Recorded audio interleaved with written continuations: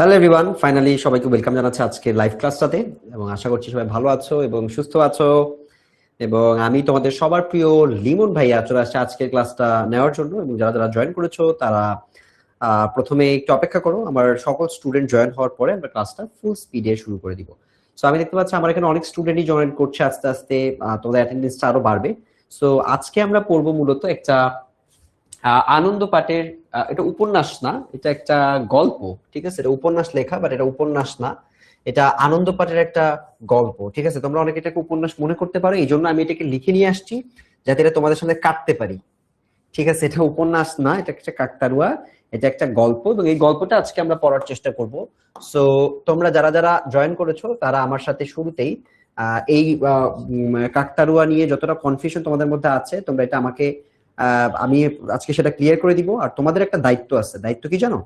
দায়িত্ব হচ্ছে তোমরা আজকে ক্লাসটাতে কেউ র্যান্ডমলি আসা যাওয়া করতে পারবা না। মানে হঠাৎ করে ক্লাসে ঢুকলাম, 2 মিনিট বের হয়ে গেলাম, আবার ক্লাসে ঢুকলাম, এটা হবে না। কারণ তুমি যদি আজকে আমি পুরো গল্পটা পড়াবো, তো গল্প পড়ানোর মাঝখান থেকে এসে যদি বলো ভাই শুরু থেকে পড়ান, বাদ, তোমাকে আমি শুরু থেকে পড়াবো না। ঠিক আছে, কারণ অনেক বড় গল্প আমার শেষ করতে হবে। তো এই জন্য তোমরা আজকে শুরু থেকে একদম সবাই আসার পরে আমি গল্পটা শুরু করব। তার আগে আমরা একটু আগে কবি পরিচিতি পড়ে নিব, যাতে আমাদের গল্পটা শুরু করতে করতে সকল স্টুডেন্ট সমানভাবে চলে আসতে পারে। আজকের গল্পটা কেন ইম্পর্টেন্ট জানো? আজকের গল্পতে এমসিকিউ লাগে না, আমরা কাকতারুয়াতে তো আমাদের কোনো বহুনির্বাচনী কাজে লাগে না। এক্ষেত্রে আমাদের কিছু ছোট প্রশ্ন লাগে এবং আমাদের হচ্ছে লাগে ব্রড প্রশ্ন, বর্ণনামূলক প্রশ্ন। সো বর্ণনামূলক প্রশ্নগুলো আমরা দেখব। তো আপাতত আমরা কাকতারুয়া গল্পে যাওয়ার আগে আমি একটু তোমাদের জন্য একটু অপেক্ষা করি। সবাই ভালো আছো আশা করছি। এবং আমার পরিচয়টা তোমাদেরকে আগেও দিয়েছি, আমার পরিচয় তোমরা জানো, আমার নাম হচ্ছে লিমন ভাই। আমি তোমাদের বাংলা পড়াই এবং বিজিএস পড়াই, আমার নাম হচ্ছে লিমন। তোমাদের অনেকের সাথে আমার দেখা হয়েছে, কৃতি শিক্ষার্থী সংবর্ধনায়। কৃতি শিক্ষার্থী সংবর্ধনায় তোমাদের অনেকের সাথে আমার দেখা হয়েছে। ওই কৃতি শিক্ষার্থী সংবর্ধনায় যারা যারা ছিল তাদের সাথে আমার ছবিও আছে অনেকের সাথে। অনেকে আমার সাথে তোমার ছবি তুলছো, হ্যাঁ, আমি দেখলাম তোমাদের ফোন দিয়ে আমার সাথে ছবিও তুলছো। সো তোমাদের অনেকের সাথে দেখা হয়েছে। সো দেখার পর ফাইনালি উই আর ব্যাক। এবং আমরা আমাদের পড়াশোনায় ব্যাক করতে হয়েছে, কিছু করার নাই, আবার আমাদের রেগুলার লাইফের মধ্যে ব্যাক করতে হলো। আমাকে তোমরা চিনো অনেকেই। আর আমি হচ্ছে পড়তেছি একটা বিশ্ববিদ্যালয়ে, বিইউপিতে। ইউনিভার্সিটির নাম হচ্ছে বিইউপি, ওখানে ছোট করে লেখা আছে। সো বিউপিতে আমি সমাজ বিজ্ঞান নিয়ে পড়াশোনা করছি, তোমাদের থেকে বেশ বড় আমি, বয়স অনেক। ঠিক আছে, তো তোমাদের থেকে বয়স আমার ভালোই বয়স, তোমাদের থেকে আমি প্রায় 10 বছরের বড় মনে হয়, হ্যাঁ 10 বছরের বড় প্রায়। সো আমি তোমাদের এই যে তোমাদের মতো বয়সে যখন ছিলাম তখন আমি খুলনাতে, খুলনা জিলা স্কুলে পড়তাম, এটা অনেকেই জানো, তোমরা অনেকে জিলা স্কুলিয়ান আছো। তো আমাদের ক্লাসটা আমরা এই তোমাদেরই ক্লাসটা আমি তোমাদের জিলা স্কুলিয়ান লিমন ভাইয়া, তোমাদের বাংলা বিজিএস এর টিচার, সে তোমাদের ক্লাসটা নিব। অনেকে আজকে দেখতে পাচ্ছ কমেন্ট সেকশনটা নাই, তোমাদের জন্য কমেন্ট সেকশনটা আমরা অফ করে রাখছি এবং কনভিনিয়েন্টলি আবার খুলে দেওয়া হবে, কোনো সমস্যা নেই। সো কমেন্ট নিয়ে যাদের টেনশন আছে তারা তারা বা যারা খুব কমেন্ট করে স্প্যামিং করতে, তাদের জন্য আজকের এটা একটু একটু মন খারাপের ব্যাপার। আর আমাদের যারা ভালো স্টুডেন্ট তাদের সবার জন্য এটা একটা সুবিধার ব্যাপার। তো আমি একটা পোল দিই, আমাকে পরিষ্কারভাবে দেখা যাচ্ছে কিনা একটু আমাকে বলো তো, দেখতে পাচ্ছ?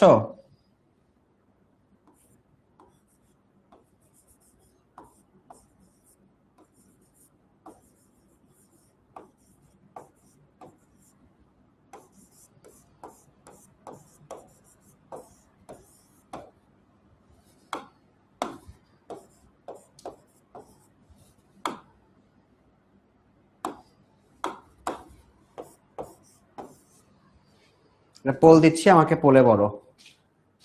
আমার মনে হয় দেখতে শুনতে পাচ্ছ তোমরা, না পেলে তো বলতে এতক্ষণে আমাকে, মানে কমেন্টে। আমি ইয়াতে তোমাদের ওখান থেকে এই পাশ থেকে আমরা যারা ভিডিওটা দেখতেছি, ওরা ওরা তো দেখতেছে, আমাদের এখানে অনেক মানুষই আছে তোমাদের এই ক্লাসটা অবজার্ভ করার জন্য, তারা আমাকে জানাই দিত যে ওরা দেখতে পাচ্ছে না। সো পোলটা দিয়ে দিচ্ছি, একটা পোল গেছে, তোমরা পড়ে তো আমাকে একটু জানায় দাও যে লিমন ভাইকে দেখতে ও শুনতে পাচ্ছ কিনা ঠিকঠাক। যদি ঠিকঠাক দেখতে এবং শুনতে পাও সেক্ষেত্রে তোমরা জাস্ট আমাকে একটু জানাই দিলেই হবে যে তোমরা আমাকে দেখতে এবং শুনতে পাচ্ছ। ঠিক আছে, 30 বেজে গেছে, আমরা ক্লাসটা শুরু করবো ইন ইন ফাইভ ফাইভ না, ইন 1 মিনিট, অ্যাকচুয়ালি 1 মিনিটের মধ্যে আমরা ক্লাসটা শুরু করবো। জাস্ট একটু দেখি, বইটা নিয়ে নিতে পারো। আর বই নেওয়ার দরকার নাই, আমার এখানেই বই আছে, আজকে বই আনার দরকার নাই। আজকে শুধু লিমন ভাইয়ের সাথে থাকবা, আজকের কাজ হচ্ছে লিমন ভাইয়ের সাথে থাকবা খালি। ঠিক আছে, একজন বলছে দেখতে পাচ্ছে না, তোমার নেট সমস্যা, তোমার বাকি বন্ধুরা সবাই দেখতে পাচ্ছে, আমাকে সবাই জানাই দিছে। তো তোমার ফোনের সমস্যা, তুমি একটা কাজ করো, ডেটাটা অফ করে অন করো, ডাটা কানেকশনটা অফ করে অন করো, ঠিক আছে? আচ্ছা, সো আমাদের সময় হয়ে গেছে, হ্যাঁ, আমরা আর 1 মিনিটের মধ্যে পড়া শুরু করে দিব। স্টুডেন্ট আরো আরো কিছু স্টুডেন্ট বাকি আছে, ওরা আসতেছে এখনো। এই যে প্রতি সেকেন্ডে তোমার স্টুডেন্ট বাড়তেছে, কিছু কিছু স্টুডেন্ট করে ঢুকতেছে। তো আমরা চলো এটা একটু শুরু করে দিই। আমাদের আজকের টপিকে তোমার পুরো রুটিন কোথায় দেখতে পারবা, এটা প্রতিদিন সবাই তোমাকে বলে, পুরো রুটিনটা কোথায় পাবা এটা একটু দেখে নিও। সব থেকে বড় কথা, তোমাদের একটা ক্লাসের পেইড গ্রুপ আছে ফেসবুক অ্যাপ থেকে, তোমাদের 10 মিনিট স্কুলের অ্যাপ থেকে ওই গ্রুপটাতে একটু জয়েন করে নিও। আর তোমাদের কোনো টপিক বুঝতে সমস্যা হলে, যে 10-10, অনেকে 10-10 খুঁজে পাও না, 10-10 পাবা হচ্ছে এই যে তোমার প্রোফাইলের শুরুতেই দেখবা 10-10, গুড আফটারনুন ওবিটি, তোমার নাম লেখা থাকবে, পরে ক্লাস 8, নিচেই 10-10 এর এই চিহ্নটা দেওয়া আছে, এটা দেখে তুমি 10-10 কে জিজ্ঞেস করতে পারো। আপাতত টিচার 2 আছে, টিচার 2 কে জিজ্ঞেস করো, টিচার 2 তোমাকে বলে দিবে, ঠিক আছে? টিচার 2 কে অনেকে একসাথে প্রশ্ন করে, সো ওনার একটু দেরি হলে তোমরা মন খারাপ করবা না, একটু টাইম দিবা তাকে। ওকে, তো আমরা আজকে পড়বো যে গল্পটার নাম হচ্ছে আনন্দ পাঠের কাকতারুয়া, তাই না? কাকতারুয়া পড়বো তো আমরা। এখানে উপন্যাস লেখা, যদিও এটা উপন্যাস না, আমরা উপন্যাসের মতো করে একটা গল্প পড়ছি। সো কাকতারুয়া আমরা আজকে পড়তেছি। কাকতারুয়া এটা বহু ক্ষেত্রে আমাদের অনেক পপুলার একজন লেখক সত্যজিৎ রায়ের সাথে আমরা তার নাম দিয়ে আমরা এটাকে মনে রাখতে পারি, সত্যজিৎ রায়। এবং আমরা তার জন্ম হচ্ছে কলকাতায়, এবং তার পূর্ব প্রজন্মের ভিটা ছিল কিশোরগঞ্জে। এগুলা কিছু লাগে না, তার জন্মটম লাগে না, কিন্তু তার প্রথম চলচ্চিত্র পথের পাঁচালী, এটা থেকে তোমার প্রচুর পরিমাণে মানে জ্ঞানমূলক প্রশ্ন হিসেবে তুমি এটা মনে রাখতে পারো। এটা তোমার এখান থেকে যদি প্রশ্ন আসে না, সো আমরা জ্ঞানমূলক হিসেবে এটাকে চাইলে মনে রাখতে পারি, ঠিক আছে? আর এই প্রতিভা টতিভা এগুলো যেহেতু আমাদের বহু নির্বাচনী আসে না সচরাচর, সো আমাদের বহু নির্বাচনীর ক্ষেত্রে এটা দরকার নেই, আমরা সরাসরি একদম গল্পে চলে যাব। সো গল্পটাই যে আমার এখানে চলে আসছে, এখানেই গল্পটা আছে। তোমাদেরকে আমি আর 10 সেকেন্ড, আর কিছুক্ষণ সময় দিই, আর 1 মিনিট দিই। স্টুডেন্ট বাড়তেছে, গল্পটা শুরু হয়ে গেলে যেহেতু আর ব্যাক করা যাবে না, কোনো উপায় নাই, সো আমি একটু তোমাদের জন্য একটু সময় দিই,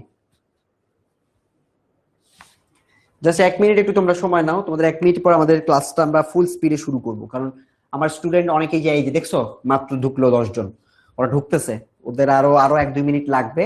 1-2 মিনিট পরে আমরা ফুল গল্পটা আজকে পড়বো, আর আমার সাথে লাইন বাই লাইন তোমরা পড়বা, এটা তোমাদের পড়তে হবে লাইন বাই লাইন, ঠিক আছে? আমি তোদের স্টুডেন্টদেরকে একটু মেনশন দেই, যাদের আসার কথা তারা আসলে আমি একবারে ক্লাসটা শুরু করে দিব। অষ্টম শ্রেণী, তোমাদের আজকে পড়তেছি আমরা হচ্ছে আনন্দ পাঠ। ইয়েস, আনন্দ পাঠের কাকতারুয়া আজকে আমরা পড়তেছি।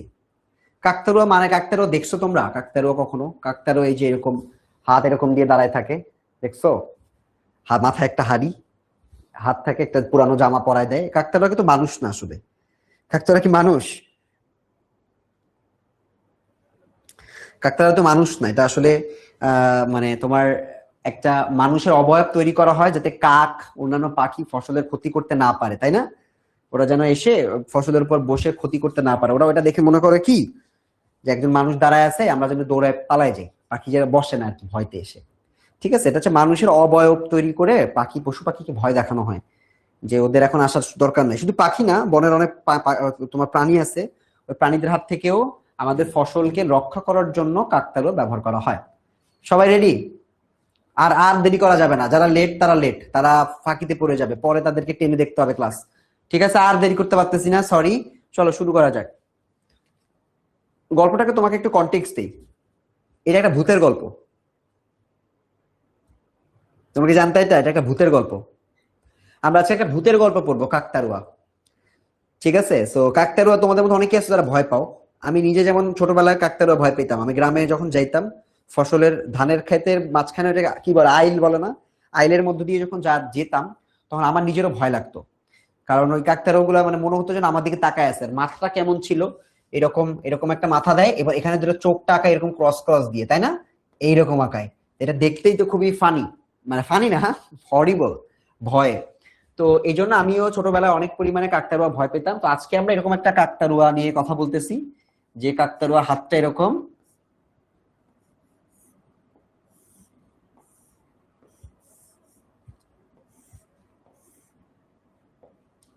এখানে জামা থাকে, জামার এখানে কিছু বাটন থাকে, ঠিক আছে? এরকম একটা এখানে একটা পকেটও থাকে। এটা হচ্ছে একটা কাকতাড়ুয়া, এভাবে আমরা দেখি। এইটাকে একটা কাকতাড়ুয়া আমরা নাম দিতে পারি। কাকতাড়ুয়া মানে যেটা কাক তাড়ায়, হ্যাঁ, এই জন্য বলা হয় কাকতাড়ুয়া। এটা হচ্ছে মিস্টার কাকতাড়ুয়া। ঠিক আছে, তো চলো আমরা তাহলে গল্পটা শুরু করি। গল্পটা শুরু হয়, এই ভূতের গল্পটা শুরু হয় মৃগাঙ্ক বাবুকে দিয়ে। মৃগাঙ্ক বাবু হচ্ছে আমাদের গল্পের মূল চরিত্র।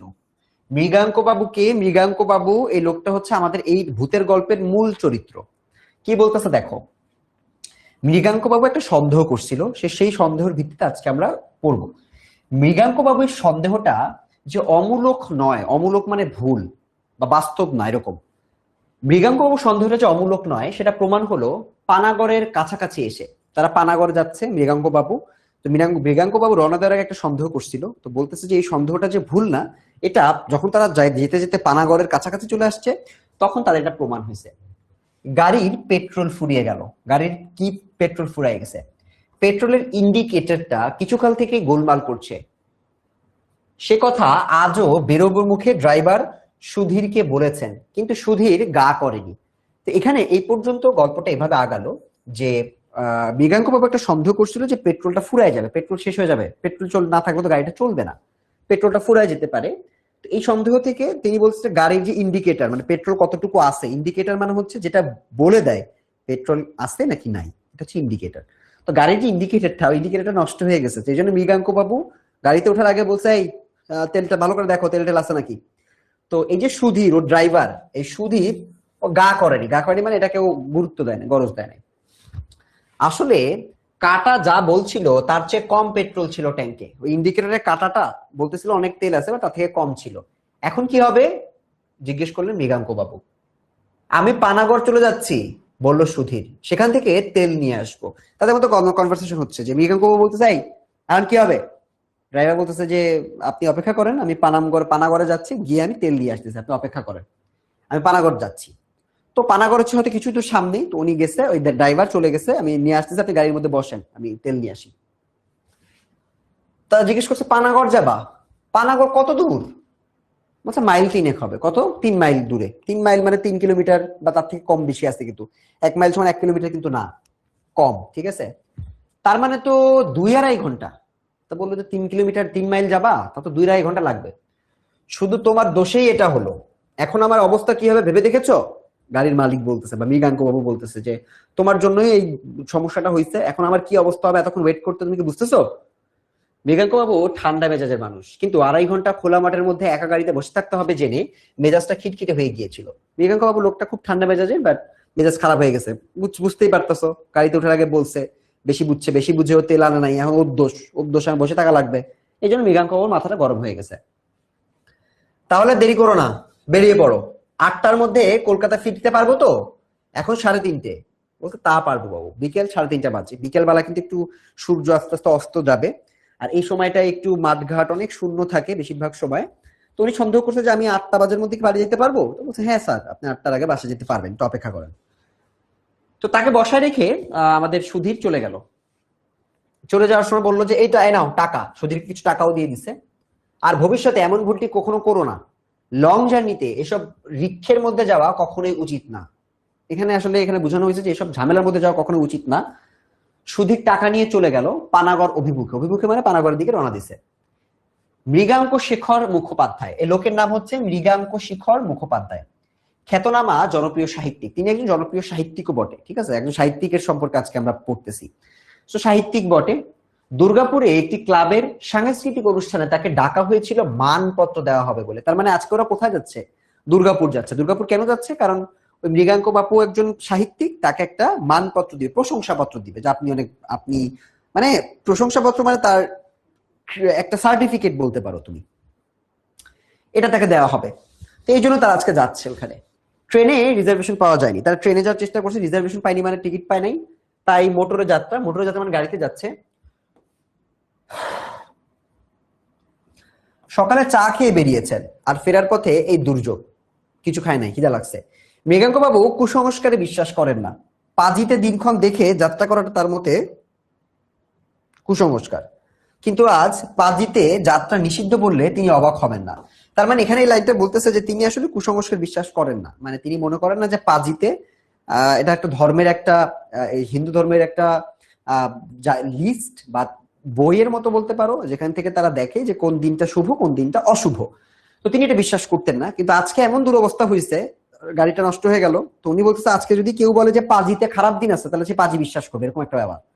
ঠিক আছে, আপাতত গাড়ি থেকে নেমে আড় ভেঙে, আড় মানে হচ্ছে ঘুম থেকে উঠে আড় ভাঙো না, ওটাকে বলছে, মানে হাত পা ছড়াই দিয়ে আড় ভেঙে তিনি গাড়ি থেকে নেমে আড় ভেঙে তিনি তার চারদিকটা ঘুরে দেখে দিলেন। তিনি দেখলো গাড়িটা কোথায় দাঁড়াইছে, আশেপাশে একটু দেখার চেষ্টা করতেছে। মাঘ মাস, ক্ষেত থেকে ধান কাটা হয়ে গেছে, চারিদিকে ধুধু করছে মাঠ, দূরে বেশ দূরে একটি মাত্র কুড়ে ঘর একটি তেঁতুল গাছের পাশে দাঁড়িয়ে আছে। মানে পুরো এলাকাটা খুবই ছিমছাম। এটা তোমাদের কিন্তু পড়তে হবে, এই অংশটা একটু পড়তে হবে, কারণ তোমাদের যে বর্ণনামূলক প্রশ্ন আসে ওই বর্ণনামূলক প্রশ্নে কিন্তু মৃগাঙ্ক বাবুর আশেপাশের পরিবেশ কেমন, কেন অনেক ছিমছাম ছিল, এটা কিন্তু জানতে চাবে। ঠিক আছে, তো তখন কিন্তু তোমাদের যে মাঘ মাসের যে পরিবেশ, এই পরিবেশটা তোমাদের ব্যাখ্যা করতে পারতে হবে। তো মাঘ মাসের পরিবেশটা কি? মৃগাঙ্ক বাবুর আশেপাশে দেখছি যে ধান কাটা হয়ে গেছে, চারিদিকে ধুধু করছে মাঠ, যেহেতু ধান কাটা হয়ে গেলে চারিদিকে উঁচু না, পুরা মাঠ দেখা যাচ্ছে, এবং বেশ দূরে মাত্র একটা তেঁতুল গাছ, এবং তেঁতুল গাছের পাশে একটা কুড়ে ঘর, আর কোনো বাড়ি টাড়ি কিছু নাই। এছাড়া বসতির কোনো চিহ্ন নেই, মানে আশেপাশে কোনো মানুষ বসবাস করে না। আরো দূরে রয়েছে এক সারি তাল গাছ, কিছু দূর তাকালে দেখতে পাচ্ছ অনেক দূরে একটা তাল গাছ, আর সবকিছুর পিছনে জমাট বাঁধা বন, অনেক দূরে তাকালে পিছনে কিছু বন দেখতে পাওয়া যাচ্ছে। এই হলো রাস্তার একদিক, অর্থাৎ পূব দিকের দৃশ্য। রাস্তার পূর্ব দিকের দৃশ্যটা বললো যে তাল গাছ দেখা যাচ্ছে, একটা কুড়ে ঘর দেখা যাচ্ছে, কোনো বসত বাড়ি নাই। পশ্চিমেও বিশেষ পার্থক্য নেই, মানে পশ্চিমে একই রকম। রাস্তা থেকে 40-50 হাত দূরে একটা পুকুর আছে, পশ্চিম দিক পূর্ব দিক বললো, পশ্চিম দিকে একটা পুকুর আছে কিছু দূর গেলে, এবং তাতে জল বিশেষ নেই, মাঘ মাস বিশেষ কোনো জল টল নাই। গাছপালা যা আছে তা দু একটা বাবলা ছাড়া সবই দূরে, দু একটা বাবলা গাছ আছে, তারপর তাছাড়া সবই অনেক বেশি দূরে। এদিকে দুটি কুড়ে ঘর রয়েছে, কিন্তু মানুষের কোনো চিহ্ন নাই। আকাশের উত্তরে মেঘ দেখা গেল, এদিকে রোদ, একদিকে রোদ পাওয়া যাচ্ছে, যদিও মেঘ আছে বাট মেঘের পরেও কিন্তু রোদ দুটো দেখা যাচ্ছে। মাঠের মধ্যে দাঁড়িয়ে আছে একটা কাকতাড়ুয়া। পরিবেশটা কেন ভয়ঙ্কর এটা কিন্তু এখানে ব্যাখ্যা করছে, কারণ চারিপাশে যতদূর দেখা যায় কোনো মানুষ নাই, একটা দুটা ঘর আছে, তাল গাছ আছে, সেটা মৃগাঙ্ক বাবু দেখছে, এবং মাঠের মধ্যে দেখলো একটা কাকতাড়ুয়া। মাঘ মাসে শীতকাল হয়, শীতকাল হলেও রোদের তেজ আছে বেশ, রোদটা বেশ গরম, তাই মৃগাঙ্ক বাবু গাড়িতে ফিরে এলেন, যে রোদের তেজ আছে গাড়ির দিকে ফিরে যায়। তারপর ব্যাগ থেকে একটা গোয়েন্দা কাহিনী বার করে পড়তে আরম্ভ করলেন, বইয়ের মধ্যেই পড়তেছে, মানে গাড়ির মধ্যে বসে। এর মধ্যে দুটো অ্যাম্বাসাডার আর একটা লরি গেছে তার পাশ দিয়ে, মানে তার পাশ দিকে অন্য গাড়িগুলো যাচ্ছে, রাস্তা তো এমন তো না যে ওই রাস্তা আর কেউ যাবে না, তার পাশ দিয়ে দুইটা গাড়ি চলে গেছে। তার মধ্যে একটা কলকাতার দিকে, কিন্তু কেউ তার অবস্থান জিজ্ঞেস করার জন্য থামে নাই, যে গাড়িগুলো গেছে তাকে থামে হেল্প করার চেষ্টা করে নাই। মৃগাঙ্কবাবু মনে মনে বললেন, বাঙালিরা এই ব্যাপারে বড় স্বার্থপর হয়। এই যে এই লাইনটা থেকে প্রশ্ন দেয় যে বাঙালিরা কোন ব্যাপারে অনেক বেশি স্বার্থপর হয়, এটা ব্যাখ্যা করতে হবে। তার পাশ থেকে সে যখন নিরিবিলি কোনো একটা জায়গায় বসে আছে, যার গাড়িটা যখন নষ্ট হয়ে গেছে, পেট্রোল শেষ হয়ে গেছে যখন, তো ওই মুহূর্তে যে কেউ তাকে হেল্প করবে এই ব্যাপারে বাঙালিরা খুব উদাসীন, কেউ তাকে হেল্প করতে চায় নাই। নিজের অসুবিধা করে পরের উপকার করাটা তাদের কুষ্টিতে লেখে না। কুষ্টিতে মানে হচ্ছে তাদের জীবনে, পুরো জীবনের বৃত্তান্তে তারা কখনো দেখে না যে নিজের অসুবিধা করে বাঙালি অন্য হেল্প করবে।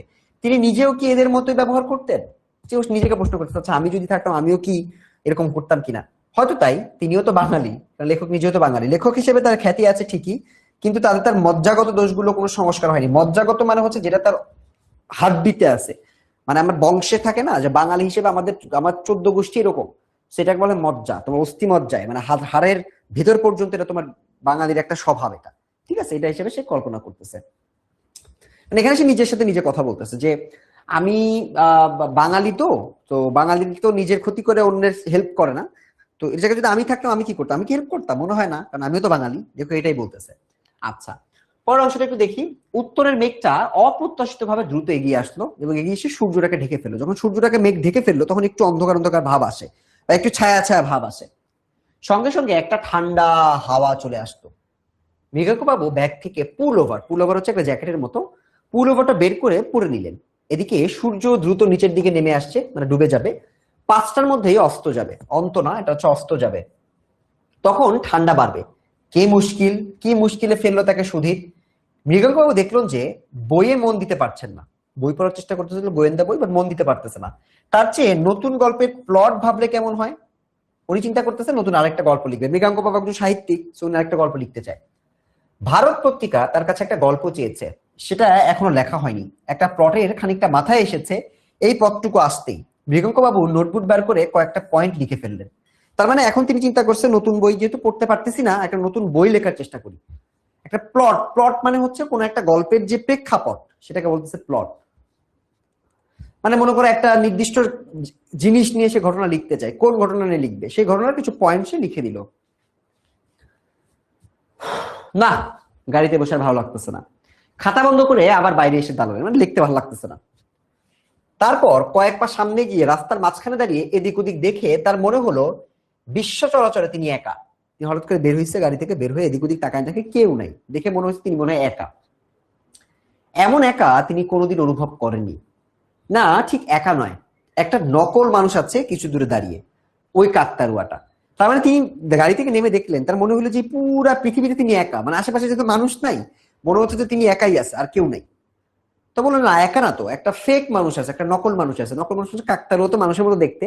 তো উনি মনে করছে, উনি বলতেছে যে হ্যাঁ, একটা নকল মানুষ, মানুষেরই একটা প্রতিবিম্ব আমরা এখানে দেখতে পাচ্ছি। কাকতারুয়াটাকে বলতেছে মাঠের মধ্যে এক জায়গায় কি যেন একটা শীতের ফসল রয়েছে, একটা খেতে হয়তো কোনো সবজি টবজি আছে, তারই মাঝখানে দাঁড়িয়ে আছে কাকতারুয়া, শীতের সবজিকে পাহারা দিচ্ছে যাতে অন্য কেউ আসতে না পারে। একটা খাড়া বাঁশ মাটিতে পোতা, মানে কাকতারুয়া কিভাবে তৈরি করছে দেখো, একটা খাড়া বাঁশ মাটিতে পোতা, তার সঙ্গে আড়াআড়ি ভাবে একটা বাঁশ ছড়ানো রয়েছে, মানে এইটা একটা বাঁশ, আড়াআড়ি আরেকটা বাঁশ, তারপর এখানে একটা হাড়ি পাটাই দিছে, এখানে একটা জামা পরাই দিছে, ঠিক আছে, এরকম। এটা একটা গোল গলা গেঞ্জি মনে করে পরাই দিছে, এটা হচ্ছে কাকতারুয়াটা। তো উনি বলতেছে যে একটা খাড়া বাঁশ, দু হাতে হাতের মতো দুদিকে রয়েছে একটা আড়াআড়ি বাঁশ, এই হাত দুটো গলানো রয়েছে, গলানো মানে পরানো রয়েছে, উপর দিয়ে পরানো রয়েছে একটা ছেঁড়া জামার দুটো আন্তি, যেটা দুটো আন্তিনের মধ্য দিয়ে, মানে দুটো হাতের মধ্যে যেটা পরায় রাখছে। খাড়া বাঁশটার মাথায় রয়েছে একটা উপুর করা মাটির হাড়ি, মাটির হাড়িটা কিন্তু উপুর করা থাকে, এটা কিন্তু একটা হাড়ি, একটা হাড়ি। এবং দূর থেকে বোঝা যায় না, কিন্তু মৃগাঙ্ক বাবু অনুমান করলেন সেই হাড়ির রংটা কালো। এখান থেকে গল্পটা ডিপ হওয়া শুরু করছে, একটু বোঝার চেষ্টা করো। তো মৃগাঙ্ক বাবু দেখতেছে জিনিসটাকে, দেখতে দেখতে মৃগাঙ্ক বাবু অনুমান করলেন যে আচ্ছা, ওই কাকতাড়ুয়ার মাথার কি কালো, হাড়িটা কি কালো? তাই মনে করছে যে হাড়ির রংটা কালো, আর তার উপর সাদা রং দিয়ে আঁকা রয়েছে ডেবা ডেবা দুটো চোখ, তার মানে কাকতাড়ুয়ার চোখটা সাদা করে এঁকে দিছে। আশ্চর্য, এই জিনিসটা পাখিরা আসল মানুষ ভেবে ভুল করে, মানে এটা তো মানুষ না, বাট পাখিরা এটা দেখে মানুষ ভাবে, নাকি চিন্তা করতেছে, আর তার ভয়ে খেতে এসে উৎপাত করে না। পাখিদের বুদ্ধি কি এতই কম? কুকুর তো ভুল করে না, তারা মানুষের গন্ধ পায়, কাকচড়ুই কি তাহলে সে গন্ধ পায় না? নিজেকে প্রশ্ন করতেছে, পাখিরা তো বলো। মেঘের মধ্যে একটা ফাটল দিয়ে রোদ এসে পড়লো কাকতাড়ুয়াটার গায়ে, মানে মেঘটা থেকে একটা কোণা থেকে রোদ্দুর আসতেছে, এসে কাকতাড়ুয়ার গায়ে পড়তেছে। মৃগাঙ্কবাবু লক্ষ্য করলেন যে যে জামাটা কাকতাড়ুয়ার গায়ে পরানো হয়েছে সেটা একটা সিটের শার্ট। সিট মানে হচ্ছে সিট কাপড়, হ্যাঁ, এটা কাপড়ের ধরন, সিটের শার্ট। কার কথা মনে পড়লো ওই সেরা কালো, লাল কালো সিটের শার্টটা দেখে? মৃগাঙ্কবাবু অনেক চেষ্টা করলেন, মানে শার্টটা একটু চেনা চেনা লাগতেছে। তুমি বলতেছে যে শার্টটা মনে হয় দেখছি কোথাও। মৃগাঙ্কবাবু অনেক চেষ্টা করছে, বাট চেষ্টা করে শার্টটার কথা মনে করতে পারল না। তবে কোনো একজনকে তিনি ওরকম একটা শার্ট পরতে দেখেছেন বেশ কিছু কাল আগে, তিনি মনে করলেন যে শার্টটা আমি দেখছি কার গায়ে জানি, হয় না এরকম মাঝে মাঝে ওরকম। তো আশ্চর্য, ওই একটি নকল প্রাণী ছাড়া আর কোনো প্রাণী নেই, মৃগাঙ্ক বাবু আর ওই কাকতাড়ুয়াটা। এই সময়টা খেতে কাজ হয় না বলে গ্রামের মাঠে ঘাটে লোকজন কম দেখা যায়। শীতকাল, তোমার আর নতুন করে আর ফসল ফলায় না, খেতে বেশি কাজ কাম হয় না, মানুষজন নাই। কিন্তু এরকম নির্জনতা মৃগাঙ্ক বাবুর অভিজ্ঞতা এই প্রথম, তিনি এত নীরব কখনো ফিল করেন নাই। মৃগাঙ্ক বাবু ঘুরে দেখলেন 4:20, তার মানে 4:20 বাজে, 4:20, ঠিক আছে, 4:20 বাজে। তিনি ফ্লাস্কে করে চা রয়েছে সেটা সদ্ব্যবহার করা যেতে পারে ভেবে গাড়িতে ফিরে এসে ফ্লাস্ক খুললো, মানে চায়ের যেখানে গরম চা রাখা যায় সেটা ঢাকনা ঢেলে তিনি চা খেলেন। শরীরটা একটু গরম হলো। কালো মেঘের মধ্য দিয়ে সূর্যটাকে একবার দেখা গেল, কাকতাড়ুয়ার গায়ে পড়েছে লালচে রঙের একটা রোদ। সূর্য দূরের তাল গাছটার মাথার কাছে এসেছে, মানে সূর্যটা ডুবে যাচ্ছে, তাল গাছটার মাথা পর্যন্ত আসছে, এবং তার মিনিট 5 পরে মনে হচ্ছে সূর্যটা ডুবে যাবে। আরেকটা অ্যাম্বাসেডর, মানে আরেকটা গাড়ি, তার মৃগাঙ্ক বাবুর গাড়ি পাশ দিয়ে বেরিয়ে গেল। মৃগাঙ্ক বাবু আরেকটু চা খেয়ে আবার গাড়ি থেকে নামলেন। সুধীরের আসতে এখনো ঘন্টা খানেক দেরি, কি করা যায়? পশ্চিমের আকাশ এখন লাল, সেদিক থেকে মেঘ সরে এসেছে, মানে অস্ত যাওয়ার সময় আমরা ওই যে মাগরিবের আজানের সময় লাল লাল হয়ে উঠে না, ওই লাল লাল একটা আভা হয়ে গেছে, সেদিক থেকে মেঘ সরে এসেছে। চ্যাপ্টা লাল সূর্যটা দেখতে দেখতে দিগন্তের আড়ালে চলে গেল। এরপর ধাপ করে, বাপ করে না, এটা ধাপ করে অন্ধকার নামবে, অন্ধকার নামবে নামবে এরকম একটা ভাব সন্ধ্যাবেলা। হঠাৎ করে সে বলতেছে, কাকতাড়ুয়া কেন জানি মৃগাঙ্ক বাবু অনুভব করছেন প্রতি মুহূর্তেই ওই নকল মানুষটা তাকে বেশি করে আকর্ষণ করছে, মানে কাকতাড়ুয়াটা তাকে আকর্ষণ করছে। সন্ধ্যা হয়ে গেছে, সেটার দিকে এক দৃষ্টে চেয়ে থাকতে থাকতে মৃগাঙ্ক বাবু কতগুলো জিনিস লক্ষ্য করে একটা হৃদকম্প অনুভব করলেন। এখানে হৃদকম্প হবে, একটা হৃদকম্প অনুভব করলেন, মানে বুকটা একটু কেঁপে উঠলো মনে হলো কাকতাড়ুয়ার দিকে তাকিয়ে। ওটার চেহারায় সামান্য পরিবর্তন হয়েছে কি, মানে মনে হচ্ছে কাকতাড়ুয়ার চেহারাটা চেঞ্জ হয়ে গেছে।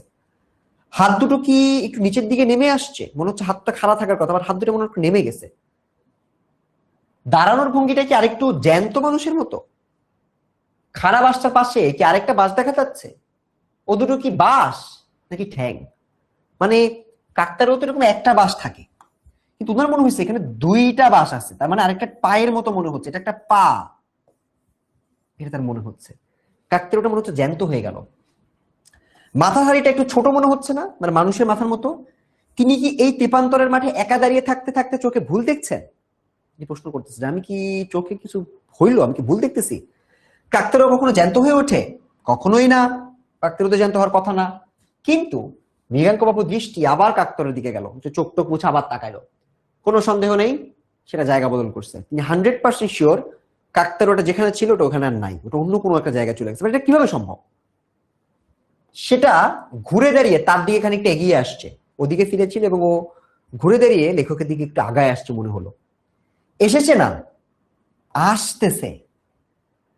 মানে উনি প্রথম চিন্তা করলো কাকতাড়ুয়াটাকে আগায় আসছে, এখন দেখলো না, এটা আসছে কি, এটা আসতেছে, মানে রানিং খুঁড়িয়ে খুঁড়িয়ে চলতেছে, কিন্তু দু পায়ে হাঁটতেছে, একটু খোঁড়ায় খোঁড়ায় হাঁটতেছে। হাড়ির বদলে একটা মানুষের মাথা দেখতে পাচ্ছে, গায়ে এখনো সেই সিটের শার্টটা আছে, আর তার সঙ্গে মালকোচা দিয়ে পরা খাটো ময়লা ধুতি। মালকোচা মানে হচ্ছে ধুতি পরার একটা ধরন, এটা কাঁচা দিয়ে পরে। বাবু, কাকতাড়ুয়াটাকে ডাক দিছে, বাবু। ওনার তো কলিজায় আর পানি নেই।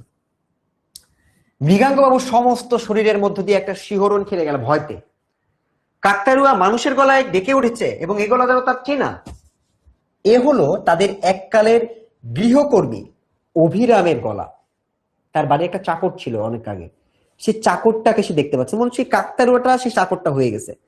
এখনো তো বুঝতেছে না যেটা কেমনে সম্ভব। এদিকেই তো ছিল অভিরামের দেশ, মানে বললো যে আমি যেদিকে আসছি এদিকেই তো অভিরামের বাসা ছিল। একবার তাকে জিজ্ঞেস করেছিলেন মৃগাঙ্ক বাবু। অভিরাম বলেছিল সে থাকে মানকরের পাশের গায়ে। পানাগড়ের আগের স্টেশনই তো মানকর, তার মানে পানাগড় যাওয়ার আগে এখন সে মানকরে আছে, মানে মৃগাঙ্ক বাবুর দেশেই সে আছে। মানে মৃগাঙ্ক বাবু না, চাকরের দেশেই সে আছে। মৃগাঙ্ক বাবু চরম ভয়ে পিছাতে পিছাতে গাড়ির সঙ্গে সেটে দাঁড়ালেন। অভিরাম এগিয়ে এসেছে তার দিকে, এখনো সে মাত্র 10 গজ দূরে, মানে চলে আসছে কাকতাড়ুয়াটা, অভিরাম হয়ে গেছে যে চলে আসছে। আমায় চিনতে পারছেন বাবু? জিজ্ঞেস করলো ওই ভূতটা বা অভিরামটা। ভূত নাকি অভিরাম এটা আমরা দেখবো। এটা ভূত না, এটা তো কল্পনাও হইতে পারে, একটু দেখি। বা এটা ভূতও হইতে পারে, বা এটা মানুষ হইতে পারে। আমায় চিনতে পারছেন বাবু? মনে যতটা সাহস আছে সবটুকু একসাথে করে মৃগাঙ্ক বাবু প্রশ্নটা করলেন, তুমি অভিরাম না?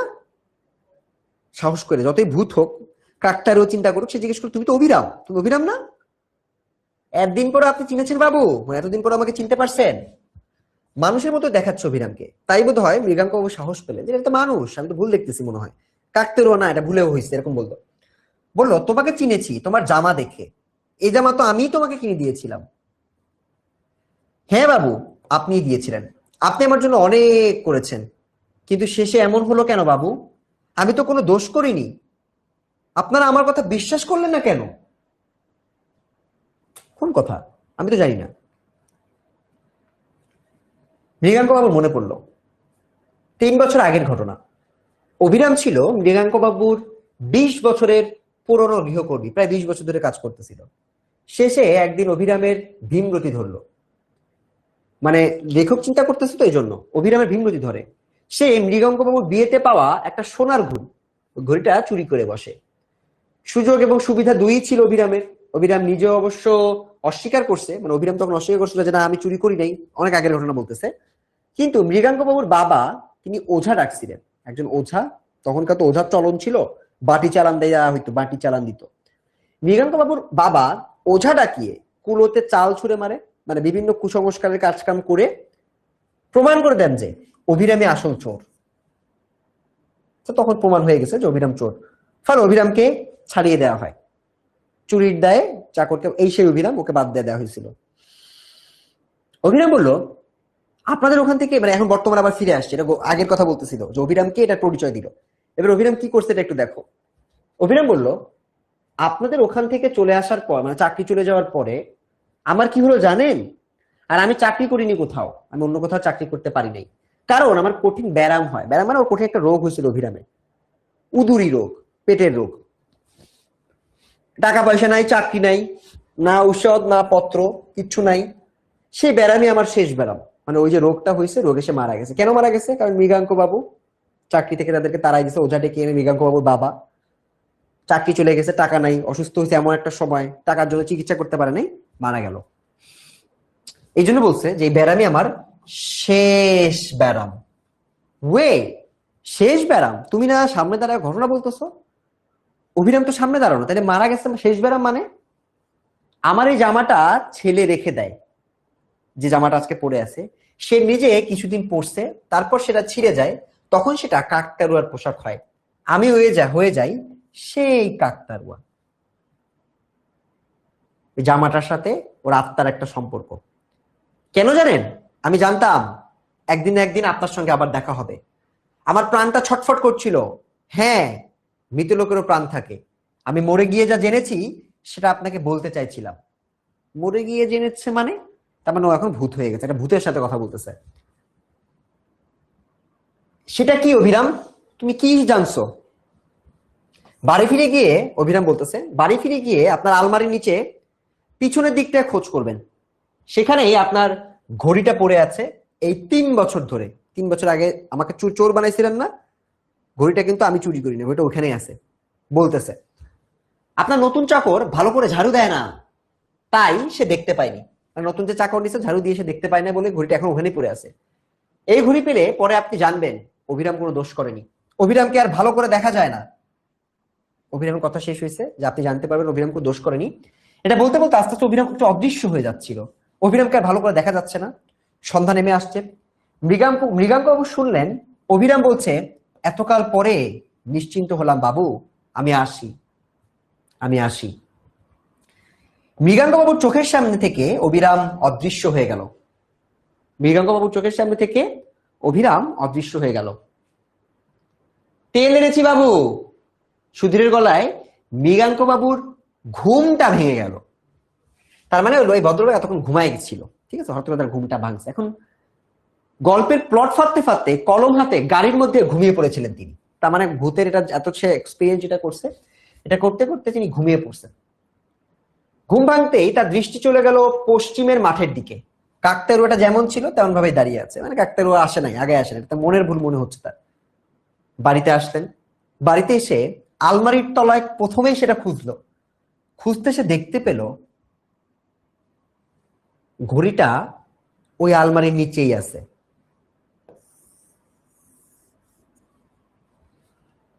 মৃগাঙ্কবাবু স্থির করলেন ভবিষ্যতে আর কিছু গেলেও ওঝার সাহায্য আর কখনো নিবে না। যে ওঝা তাকে চোর বলছিল, সে ওঝার সাহায্য আর কখনো নিবে না। এবং গল্পটা এই এক লাইনের মাধ্যমে গল্পটা শেষ হয়ে গেল। এই গল্পটাতে আমরা কি দেখলাম? এই লাইনটা গুলোতে কিন্তু অনেক কিছু আছে। একটা জিনিস প্রমাণ হয়ে গেছে যে ও আসলে একটা ভূতই দেখছে। কারণ কি, যদি পুরোটা ঘুম হইতো,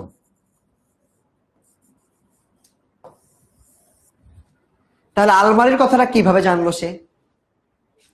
আলমারির নিচে যে ঘড়িটা আছে এটা সে কিভাবে জানলো? এটা জেনে সে গিয়ে খুঁজছে, খুঁজে সে আলমারি থেকে ওই ঘড়িটা বের করছে।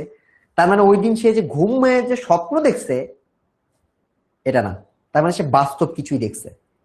বাস্তব কাকে দেখছে? অভিরামকে। কিন্তু অভিরাম তো মারা গেছে, সেটা কাকে দেখা হয়েছে? এইটা এই গল্পের সব থেকে বড় প্লট টুইস্ট। এটা কি স্বপ্ন নাকি এটা বাস্তবতা? মৃগাঙ্ক বাবু বুঝছেন এটা একটা ভূত সে দেখছে, এবং সে মাঝে মাঝে নিজেকে এটাও বুঝায় যে সে আসলে ভূত দেখাতে সে ঘুমের ঘরে সবকিছু খুঁজে পেয়েছে, এবং সেটা কিন্তু অসম্ভব। তো এরই মধ্যে দিয়ে ঘটনাটা চলে যায় এবং এই ঘটনার মধ্যে দিয়ে আমাদের গল্পটা শেষ হয়। এবং আমরা এই গল্পে মূলত একটা চমৎকার মেসেজ পাই। মেসেজটা কি? আজকের গল্পে একটা মেসেজ আছে। মেসেজটা কি জানো? কুসংস্কার। এই যে তিনি বললো না যে ভবিষ্যতে আর কিছু গেলে হচ্ছে ওঝার সহযোগিতা নিবে না, এটা হচ্ছে তৎকালীন সময় কুসংস্কারের কারণে একটা নিরীহ ব্যক্তি তার জীবন চলে গেল। ওই সময় যদি এই কুসংস্কার বিশ্বাস করা না হইতো তাহলে সবাই বাসা খুঁজতো, ঠিক করে বাসা খুঁজে তারা ঘুরে খুঁজে পাইতো। কুসংস্কারে বিশ্বাস করতে দেখে তারা জোরপূর্বক একটা নিরীহ মানুষকে পানিশমেন্ট দিল, সে মারা গেল। এবং এই জন্য আমাদেরকে কুসংস্কারে বিশ্বাস করা যাবে না। সেটা হচ্ছে একটা ভূতের গল্প, যে গল্পটা আমরা আমাদের মূল বইতে পেয়েছি। ঠিক আছে, বল এই গল্পটা কেমন লাগছে?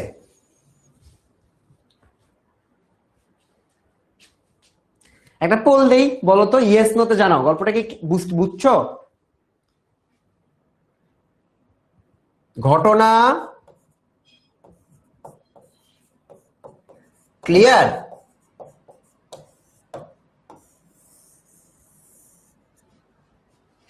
ইয়েস নো তে একটু জানাও। আমার মনে হয় গল্পটা অনেক ইজি, তোমরা নিজেরাও পড়তে পারো একবার। ঠিক আছে, আমি একটা নিউ কুইজ দেই, দেখি যে আমার স্টুডেন্টরা কি এতক্ষণ আমাকে শুনতে পাইছে কিনা। যদি শুনতে পেয়ে থাকে ওরা ইয়েস নো তে জানাবে যে ভাইয়া আপনার গল্পটা আমি ক্লিয়ারলি বুঝতে পারছি।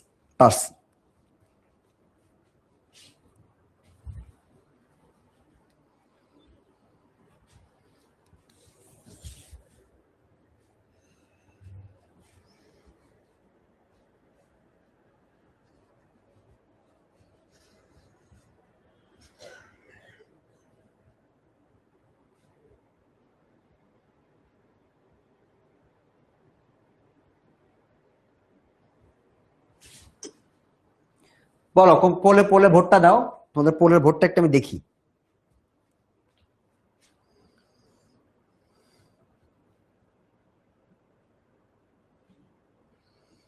94%, 5% বলছে ঘটনা ক্লিয়ার। যারা তোমরা ঘটনা বুঝো নাই তারা আমার মনে হয় তোমরা হলো লেটে জয়েন করছো, এটাই একমাত্র কারণ হইতে পারে। আর কিছু আমি এখানে কারণ আমার কাছে মনে হয় না আছে। সো আমরা ঘটনাটা ক্লিয়ারলি বুঝছি। এখন তোমরা কি আরেকটা ভূতের গল্প শুনতে চাও? রিয়েল লাইফ স্টোরি শুনতে চাও?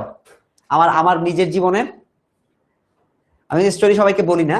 তোমাদের আজকে যেহেতু একটা ভূতের ঘটনা পড়লাম, গল্পটা যেহেতু পড়া শেষ অলরেডি আমাদের, আমরা কিছু প্রশ্ন সলভ করবো অবশ্যই। বাট তার আগে তোমাদেরকে আরেকটা ভূতের গল্প বলি। হ্যাঁ, রিয়েল লাইফ স্টোরি, তোমরা আবার ভয় পেও না। যারা ভয় পাও তারা শুনো না। শুনতে চাও? আচ্ছা শুনো তাহলে। তো এটা ভূতের গল্প, যেহেতু আজকে একটা ভূতের গল্প পড়লাম, আরেকটা ভূতের গল্প তোমাদেরকে বলি। খুব মনোযোগ দিয়ে শুনবা। তোমরা এরকম এরকম গল্প তোমাদের অনেকের জীবনে আছে। তোমরা ছোট মানুষ, তোমরা তো দেখো না এখনো। তা আমি আমি তখন ঢাকায় থাকি। আমি ঢাকায় থাকি হলো আমরা একটা ব্যাচেলার বাসা নিয়ে থাকি। ব্যাচেলার না, মানে মনে করো আমরা একটা বাসা নিছি 3 রুমে। তো আমরা আমার ডিপার্টমেন্টের আমরা টোটাল 6 জন। আমরা 6 জন একসাথে থাকি, প্রতি রুমে 2 জন করে। আমার রুমে আমি 2 জন, পাশের রুমে 2 জন, অন্য আরেক রুমে 2 জন। তো আমাদের একটা ঘটনা ঘটে, যে ঘটনাটা আমরা প্রায়ই শুনি। আমাদের বাসাটাকে আমার মনে হয় একটু সমস্যা আছে। কি সমস্যা আমি তোমাদেরকে বলি। আমাদের বাসা 7 তলায়, তার উপরে হচ্ছে ছাদ। ছাদে একটা চিলে কোঠা আছে। তো ঘটনা হচ্ছে, প্রথম ঘটনাটা ঘটে অন্য একজন রুমে, আমরা না সেটা। ঠিক আছে, এটা হচ্ছে আমি বা আমার অন্য কেউ না। অন্য রুমে যে 2 জন, ওরাও আমার বন্ধু। তো ওদের মধ্যে ওরা একজন হঠাৎ করে, আমার একটা ফ্রেন্ড ওই রুমে ছিল। তো ওই রুমে একদিন একটা শব্দ শুনছে, রাত প্রায় তখন 3:30 বাজে। ও ওর বারান্দায় ও দেখছে যে কিছু একটা দেখছে, একটা মেয়ের অবয়ব, একটা ছোট্ট মেয়ের অবয়ব। হ্যাঁ, এটা যে দেখছে তার নাম হচ্ছে রনিফ।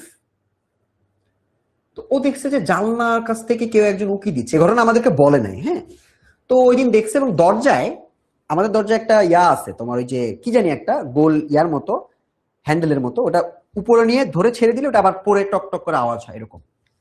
তো ওইটারও 2-3টা করে শব্দ হয়েছে। তো ভাবছে এত রাতে কে আসবে, ছাদ থেকে তো কেউ আসবে না। তো ভাবছে কেউ মনে হয় চোর টোর হইতে পারে। ওই ঘটনা কাউকে বলেনি। একটা মেয়েকে দেখছে। তো এই ঘটনা ও আমাদেরকে তখন বলে, তখন কিন্তু আমি এটা জানি না। এটা হরর, মানে কেন এটা আমার কাছে বেশি হরিবল মনে হয়েছে তখন তোমাকে একটু বলি। আরেকটা যে বন্ধু ছিল, আমার যে রুমমেট, ওর নাম হচ্ছে আবির, আমার যে রুমমেট, তো ও একদিন আমাদের রুমে একদিন ঘুমায় আছে, তো মধ্যরাতে ও একদিন হয়তো ঘুম ভেঙে গেছে।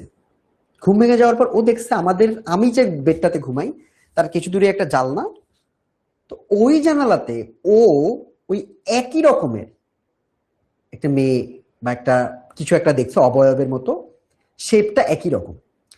তো আমরা যখন যখন ও দেখে ও আমাকে বলছে, রনিফ তো আমার অন্য রুমের বন্ধু তো আমাকে বলে নাই, বাট আবির আমাকে বলছে। তখন বলছে যে এরকম এরকম ঘটনা। তো আমি বললাম যে চল আমি একটু ওদেরকে শেয়ার করি। তো আমরা ওদেরকে ডাকলাম, অন্য রুমে বাকিদেরকে ডাকলাম, আমি তো জানি না যে ওদের সাথেও ঘটছে। তো আমরা আবির যে ওকে যখন বললো যে আমাদের এরকম এরকম দেখছি, বাসায় মনে হয় কোনো সমস্যা আছে, তখন বাসারও মানে অন্য রুমের যারা ছিল রনিফ এবং বাসার, ওরাও আমাকে বলল যে এরকম ঘটনা তো আমার রুমেও হয়েছে। কি দেখছি, এরকম একটা ছোট মেয়ে বা একটা মেয়ের অবয়বের আমরা জিনিস দেখতে পাচ্ছি। তো তখন আমরা রিয়েল করলাম যদি এটা মনের ভুল হয়, দুজনে একই জিনিস কিভাবে দেখলো। আর যে শব্দটা ছাদের উপরে প্রায় তোমার হাঁটাহাঁটির শব্দ, ছাদের উপর মনে হয় কিছু একটা লোহা পড়ে এরকম গড়িয়ে যাচ্ছে, এই শব্দগুলো আমাদের ওখানে আমরা তখন মাঝে মাঝে পেতাম। সো এরপর আমরা আমাদের বাসাটাতে অনেক বেশি ঝাড়ফুঁক করছি, একটু টুকটাক ঝাড়ফুঁক করে এখন আমরা মোটামুটি ঠিক আছে, এখন কোনো সমস্যা নাই। বাট স্টিল এখন মধ্যরাতে যখন এক টুকটাক শব্দ শোনা যায় আমার বেশ ভয় লাগে। তো এই স্টোরিটা কেন বললাম, কারণ আজকে আমরা একটা হরর স্টোরি পড়ছি, এই জন্য আমি তোমাকে একদম রিয়েল লাইফ আমার জীবনের ঘটনা এটা। আমি কিন্তু দেখি নাই কিছু, আমি কিছুই দেখি নাই, বা আমি শব্দ শুনছি টুকটাক। বা আমি আমার বন্ধু যে ছিল ওরা দুইজন, ওরা দেখছে, ওরা আমাকে এটা শেয়ার করছে, এই জন্যই তোমাকে এটা বললাম। বলা ঘটনাটা কি, এই ঘটনাটা কি, এটা কিন্তু সত্যি ঘটনা, এই ঘটনার মধ্যে মিথ্যা না, আমারটা কিন্তু সত্যি ঘটনা, বাস্তব। বল ভয় লাগলো নাকি ভয় লাগে নাই? ভয় পাইছো? দেখি এটা পোল দিই তো, দেখি কার কার ভয় লাগলো। ঘটনা কি মজার, ভালো ঘটনা? যেটা ভালো ঘটনা হলে তো অবশ্যই ভয় পাবা। ভয় পাইছো কেন একটু বলো তো।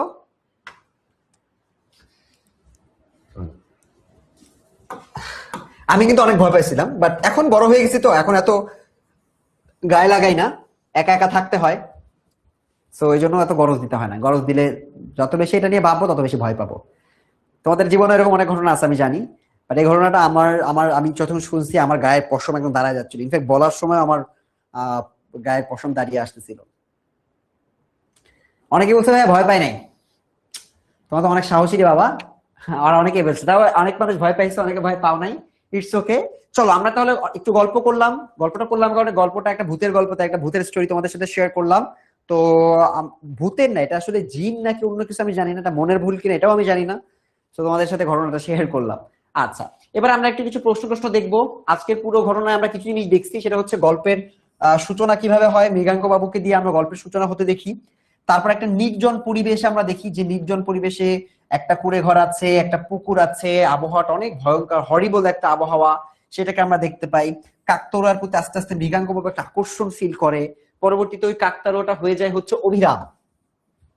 সেই অভিরাম আস্তে আস্তে জীবন্ত হয়ে ওঠে এবং জীবন্ত হয়ে উঠে বলে যে আপনারা আমাকে একটা সময় ছিল যখন আমাকে বাসা থেকে তাড়াই দিচ্ছেন, সেই যে বাসা থেকে আমাকে তাড়াই দিচ্ছেন চুরির দায়, এটা একটা ভুল কথা। আপনার নতুন যে চাকর আছে ওই চাকরকে আপনি যে ধরেন, ওই চাকর মেইনলি হচ্ছে শয়তান। হ্যাঁ, ও ঘর ঝাড়ু টাড়ু দেয় না, এই জন্য মূলত হচ্ছে আপনার ওই ওই ঘড়িটা খুঁজে পাওয়া যায় না। ঠিক আছে, আর ঘড়িটা খুঁজে পান না দেখে আমাকে আপনারা চোর মনে করছেন, তো আমি চাই আপনারা ঘড়িটা খুঁজে বের করেন। তো ওই ঘড়িটা তখন সে খুঁজে বের করে এবং পরবর্তীতে মৃগাঙ্ক বাবু বুঝতে পারে যে সে একটা ভূতের সম্মুখীন হয়েছে। ঠিক আছে, গল্পটা কিন্তু আমরা একটা ভূতের সম্মুখীন হইতে দেখি। সেই ভূতের নাম হচ্ছে অভিরাম, এবং ভূতটা যে এক্সপিরিয়েন্স করে তার নাম হচ্ছে মৃগাঙ্ক বাবু। গল্প ক্লিয়ার? ঠিক আছে, আমরা গল্পের মাধ্যমে গল্পের প্রেক্ষাপটটা কিন্তু আমরা অলরেডি জানি। গল্পের প্রেক্ষাপটটা হচ্ছে মৃগাঙ্ক বাবু দুর্গাপুরে সাংস্কৃতিক অনুষ্ঠানে যাওয়ার সময় একটা বিপদে পড়ে যায়, যে বিপদে আমরা কিন্তু মূলত তার পুরো পয়েন্টটাকে দেখতে দেখি।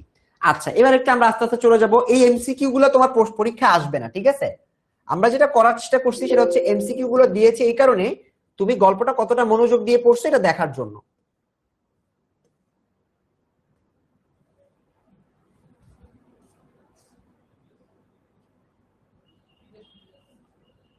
তো আমরা কিছু এমসিকিউ আগে দেখি, তারপর আমরা এখানে কিছু তোমার বর্ণনামূলক প্রশ্ন আছে, এই বর্ণনামূলক প্রশ্ন আমরা দেখব, এই প্রশ্নটা আমরা দেখাবো। এই যে স্ক্রিন, তোমাদের স্ক্রিন স্লাইড শেয়ার করতে দেখো, এই বর্ণনামূলক প্রশ্নগুলো আমরা দেখবো, এগুলো তোমাদের বোর্ড প্রশ্ন, ঠিক আছে? এগুলো আমরা সলভ করে দিব। তার আগে কিছু এমসিকিউ দেখে আসি, চলো। এমসিকিউ কিন্তু আসবে না, ঠিক আছে, আনন্দবাড়ি কিন্তু বহু নির্বাচনী আসবে না। আর আমরা দেখবো যে গল্পটা তোমরা কতটা মনোযোগ দিয়ে দেখছো, এটা শুনছো, এটার জন্য আমরা কিছু বহু নির্বাচনী একটু প্র্যাকটিস করি। সো প্রথম এমসিকিউ হচ্ছে, মৃগাঙ্ক বাবু সন্দেহটা যে অমূলক নয় সেটা প্রমাণ হলো পানাগড়ের কাছাকাছি এসে। বাক্যটি থেকে বোঝা যায় মৃগাঙ্ক বাবু খুব ভাগ্যবান না, মৃগাঙ্ক বাবু ভবিষ্যৎবাণী করতে পারেন না, মৃগাঙ্ক বাবু বাস্তবসম্মত চিন্তা করেন, মৃগাঙ্ক বাবু কুসংস্কারে বিশ্বাস করেন। এটার উত্তর কি? মৃগাঙ্ক বাবু বাস্তবসম্মত চিন্তা করেন। সঠিক উত্তর কি? মৃগাঙ্ক বাবু বাস্তবসম্মত চিন্তা করেন। আমি যে ঘটনাটা বলছি তোমাদের মধ্যে 55% ভয় পাইছে, 45% ভয় পায় নাই। 45% যদি তোমরা আমার জায়গায় থাকতা, এক্সপেরিয়েন্স করতা, তাহলে ভয় পাইতা। যদি আমি দেখি নাই বা আমার ফ্রেন্ডের জায়গায় যদি থাকতা, তুমি তাহলে ভয় পাইতা, অবশ্যই ভয় পাইতা। ঠিক আছে, আচ্ছা, সেটা আমরা পারলাম। পরেরটা দেখি, সুধীরের দায়িত্ব জ্ঞানহীনতা থেকে আমরা কি শিখতে পারি? সুধীর কে বলতো? সুধীর হচ্ছে যে ড্রাইভারটা, যে বেশি মাতব্বরি করে তোমার ওই যে ইয়াটা নেয় নাই, ডিজেল পেট্রোলটা ভরে নাই, তাহলে ওর মাতব্বরির জন্য তো ঝামেলা হয়েছে। সো সুধীর একটা দায়িত্ব জ্ঞানহীন মানুষ। এটা আমরা কি শিখতে পারি? সতর্কতা ও পূর্ব পরিকল্পনা সবসময় প্রয়োজনীয়, ছোট সমস্যাকে উপেক্ষা করা উচিত, অবশ্যই উচিত না, দোষ চাপানোর জন্য অন্যকে দায়ী করা উচিত না, এটা শিখি না। দেরিতে হলেও সমস্যার সমাধান সম্ভব না, এটাও না। উত্তর হচ্ছে সতর্কতা ও পূর্ব পরিকল্পনা প্রয়োজনীয়। ঠিক আছে, পরেরটা একটু দেখি। মৃগাঙ্ক বাবু কুসংস্কারে বিশ্বাস করেন না, এই বাক্যটির প্রাসঙ্গিকতা কি নির্দেশ করে? তিনি আধুনিক মনোভাবাপন্ন, তিনি অতীতমুখী চিন্তা ভাবনার লোক, তিনি অন্ধবিশ্বাসী ডুবে আছেন, তিনি সহজে অন্যের উপর নির্ভর করেন। কি হবে উত্তর বলো? এটা পোল দিব? পোল লাগে না যদিও, বাট তারপর একটা পোল দিই। পোল দিচ্ছি, পোল দিলে তুমি উত্তরটা দাও। কয় নাম্বার এটা? 3 নাম্বার।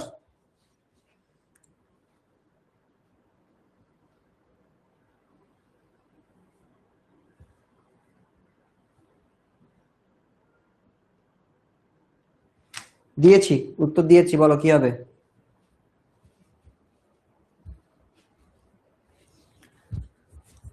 তিনি আধুনিক মনোভাবাপন্ন, এটা হবে।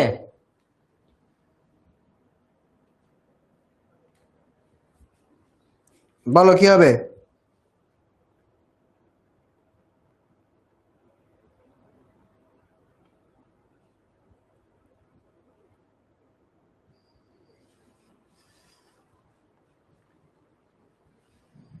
মৃগাঙ্ক কুসংস্কার বিশ্বাস করেন, এটা হচ্ছে তিনি আধুনিক মনোভাবাপন্ন, এটা এক হবে।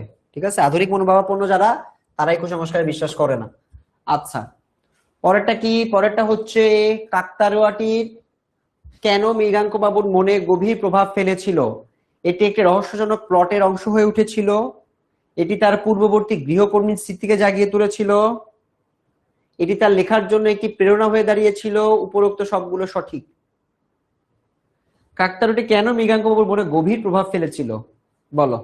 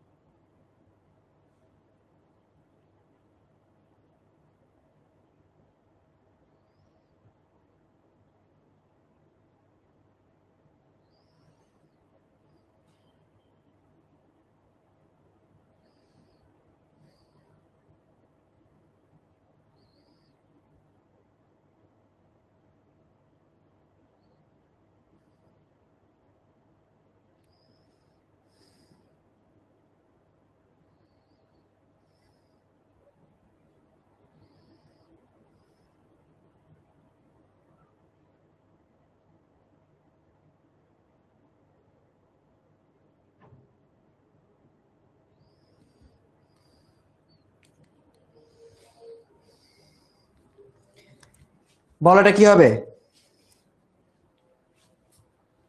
কাকতাড়ুয়াটি কেন মৃগাঙ্ক বাবুর মনে গভীর প্রভাব ফেলেছিল? এটি একটি রহস্যজনক প্লটের অংশ, মূলত ছিল হচ্ছে গৃহকর্মী স্মৃতিকে জাগিয়ে তুলেছিল। ঠিক আছে, এটা হচ্ছে কারেক্ট অ্যান্সার। সো তোমরা যারা অন্যগুলো চিন্তা করছো, অন্যটা উত্তর হবে না। 5 নাম্বার, মৃগাঙ্ক বাবু সুধীরকে বলেছিলেন ভবিষ্যতে এমন ভুলটি করো না কখনো, এর মাধ্যমে কি প্রকাশ পায়? মৃগাঙ্ক বাবু সুধীরকে বলেছিল মৃগাঙ্ক বাবু সহজে ক্ষমা করেন, মৃগাঙ্ক বাবু রাগান্বিত ছিলেন, মৃগাঙ্ক বাবু ভবিষ্যতের জন্য শিক্ষণীয় উপদেশ দেন, মৃগাঙ্ক সমস্যা মেনে নিতে পারেন না। এটা হচ্ছে, এটা হতে পারে। সো এটা এমসিকিউ আসে না, তো এই জন্য এমসিকিউ প্রেক্ষাপটগুলো একটু উইয়ার্ড লাগতেছে। আচ্ছা, এটা দেখার দরকার নাই। কাকতাড়ুয়ার অবস্থান ও আচরণ কাহিনীর কোন দিক থেকে সমর্থন করে, গল্পের রহস্যের আবহ, লেখকের অতীতের জীবনের প্রভাব, কুসংস্কারের প্রতি তীব্র বিদ্রুপ, বাস্তবতা ও কল্পনার মিশ্রণ। এখানে কাকতাড়ুয়ার অবস্থান ও আচরণ কাহিনীর কোন দিক থেকে সমর্থন করে, বাস্তবতা ও কল্পনার মিশ্রণ। ঠিক আছে, বাস্তবতা ও কল্পনার মিশ্রণ। তা সে দেখে মনে করছে যে তোমার কাকতাড়ুয়াটা হাঁটা শুরু করছে, সেগুলো অনেক কিছু ব্যাপার ছিল, সেগুলো কিন্তু তার এখানে চলছে। আচ্ছা, এমসিকিউ আমাদের দেখার দরকার নাই, আমার মনে হয় এখান থেকে এমসিকিউ আসবে না এবং এমসিকিউ আমরা প্র্যাকটিস করার দরকার নাই। এই প্রশ্নগুলো এখন আমরা পারতেছি কিনা একটু দেখি, এই প্রশ্নগুলো আমরা পারতেছি কিনা এখন একটু আমরা দেখি।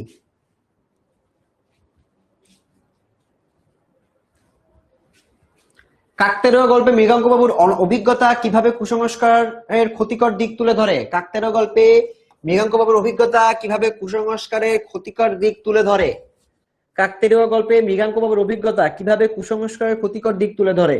এখানে কুসংস্কারের ক্ষতিকর দিকটা কি বলতো, কুসংস্কারের ক্ষতিকর দিক কোনটা ছিল? কুসংস্কারের ক্ষতিকর দিক ছিল যে তোমার ওই যে যখন ধরো তোমার ও যখন চুরি করে, ওকে যখন ওঝা ডেকে নিয়ে আসে, ওঝা ডেকে নিয়ে আসে না, ওঝা ডেকে নিয়ে আসে, ওই যে লোকটাকে তোমার বাসা থেকে বের করে দেয়, অভিরামকে, অভিরামকে যখন বাসা থেকে বের করে দেয়, তখন সে উদরের উদরের ব্যথায় বা তোর একটা একটা রোগে সে আস্তে আস্তে মৃত্যু পথযাত্রী হয়ে যায়, সে মারা যায় এবং মারা গিয়ে সে চোর হিসেবে মারা যায়, কিন্তু সে কিন্তু আসলে চোর ছিল না। তো এই যে তাকে চোর হিসেবে ধরা হয় এবং চোর হিসেবে ধরে সে যে মৃত্যুর পথে চলে যায় টাকা পয়সার অভাবে, এই পুরো মৃত্যুর দায়বদ্ধতা কার? এটা কিন্তু পুরোটাই ওই কুসংস্কারের দায়বদ্ধতা। সো কুসংস্কারের জন্যই কিন্তু এটা হয়েছে।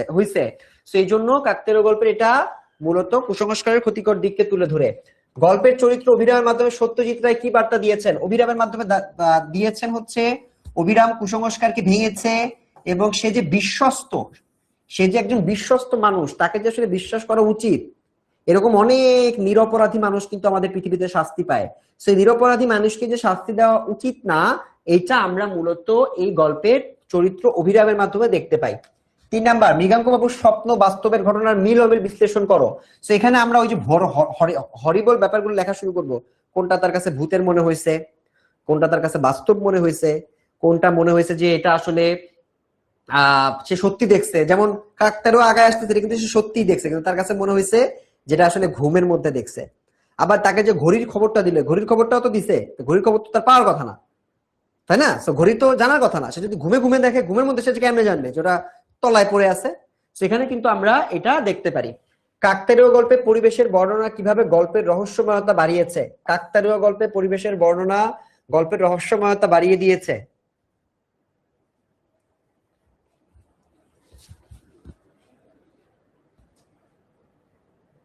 গল্পে কাকতাড়ুয়া একটি প্রতীক হিসেবে ব্যবহৃত হয়েছে, ব্যাখ্যা করো। কাকতাড়ুয়া একটা প্রতীক, প্রতীক মানে হচ্ছে যারা কিনা অপরাধ করে না, অপরাধ করে নাই এমন মানুষ।